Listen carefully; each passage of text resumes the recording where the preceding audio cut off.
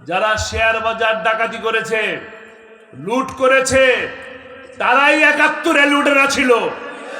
যারা বাংলাদেশ ব্যাংক ডাকাতি করেছে, তারা ৭১-এ লুটেরা ছিল। যারা সচিবালয়ে আগুন ধরিয়েছে, তারা ৭১-এ আগুন ধরিয়েছে।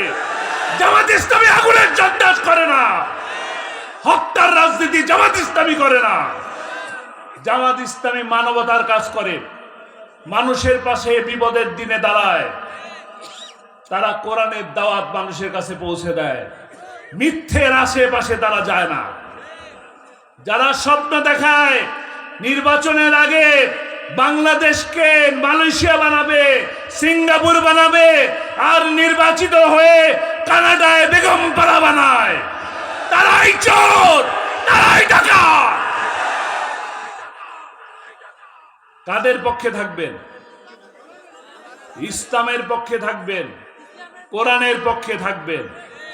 যারা কোরআনের পাখিকে মিথ্যে কথা বলে, হার্ট অ্যাটাকের কথা বলে হাসপাতালে নিয়ে এসে ইনজেকশন পুশ করে হত্যা করে, তাদের পক্ষে থাকবেন? তাদের পক্ষে থাকবেন? তাদের কি বিচার করবেন?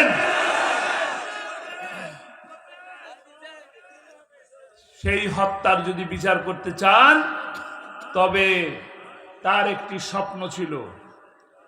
তার যেমন শাহাদাতের স্বপ্ন ছিল, শহীদের মৃত্যুর স্বপ্ন ছিল, একই রকম তার আরেকটা স্বপ্ন ছিল, কোরআনের রাজ প্রতিষ্ঠা করার স্বপ্ন ছিল। আপনারা কি সেই কোরআনের রাজ প্রতিষ্ঠা করার পক্ষে আছেন? পক্ষে আছেন? কারা কারা পক্ষে আছেন?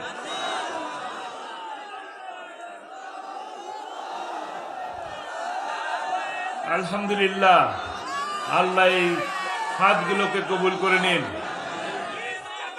আল্লাহ এই হাতগুলোকে কবুল করে নিন।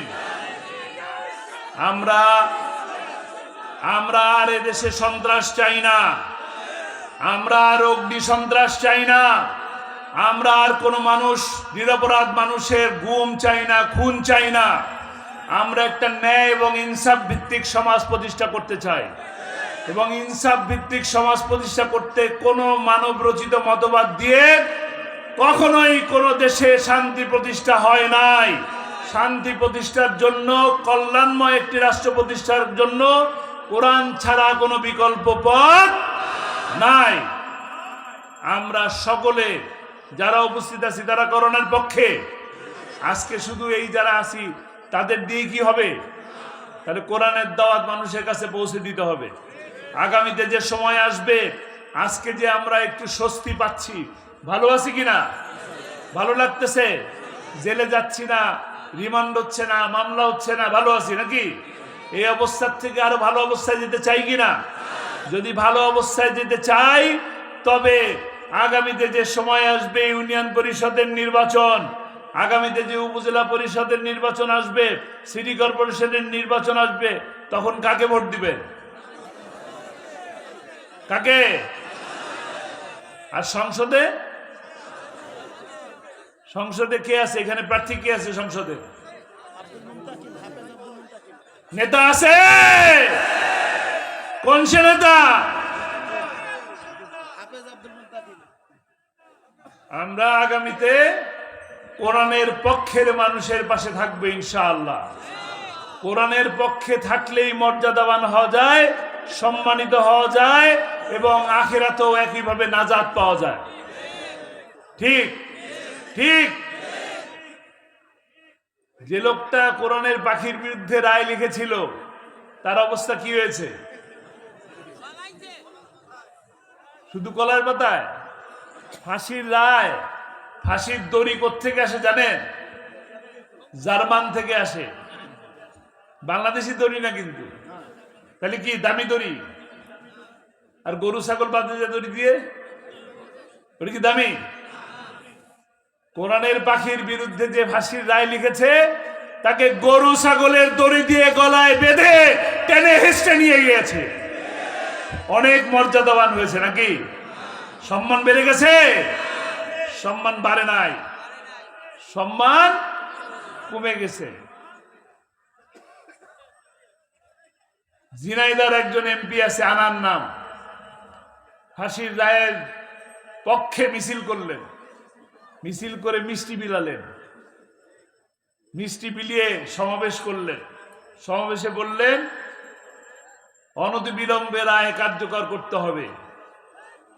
কার রায়? কার রায়? এবং সাইদির দাফন বাংলার মাটিতে হতে দেওয়া হবে না। আনারের দাফন কোথায় হয়েছে? কোথায়? টয়লেটে।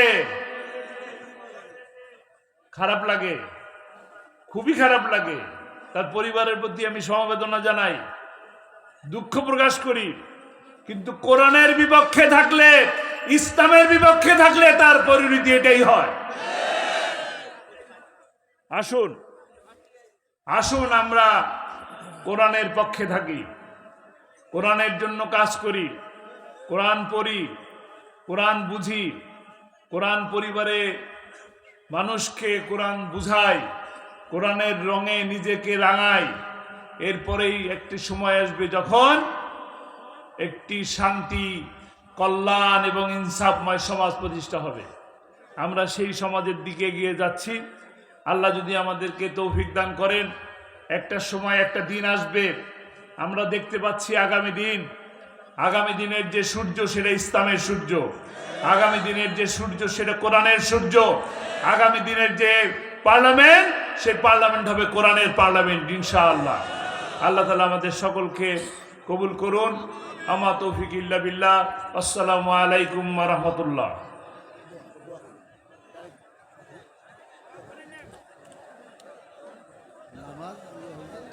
একটু বসি, আমরা দোয়া মোনাজাতে অংশ নেই।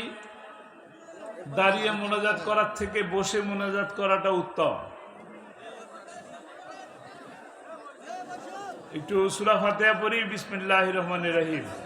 আলহামদুলিল্লাহি রাব্বিল আলামিন।